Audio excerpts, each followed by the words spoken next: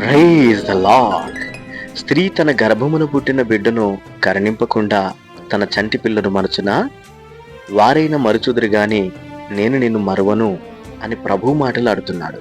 అవును, స్త్రీ ఎంతగానో ప్రయాసపడి గర్భమును దాల్చి నవమాసాలు మోసి ప్రాణం పోయేటువంటి పరిస్థితిలో ప్రసవ వేదనను పడి ఒక బిడ్డకు జన్మనిస్తుంది. అలాంటి స్త్రీ తను కనినటువంటి చంటి బిడ్డను మరచునా అని ప్రశ్న వేస్తున్నాడు.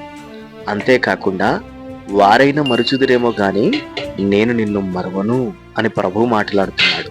అవును, ఆయన నిజముగా నమ్మదగినటువంటి వాడు, ఎంతైనా నమ్మదగినటువంటి వాడు. మనుషుడు పాపం చేసి దేవుని నుంచి వైదొలిగిపోయినప్పుడు దేవుని బిడ్డ ఆయనే భూమి మీదికి దిగి వచ్చి కల్వరిశిలులో తన స్వరక్తమునిచ్చి సర్వమానవారిని విమోచించి తన ప్రాణం పెట్టినటువంటి మహా గొప్ప దేవుడు.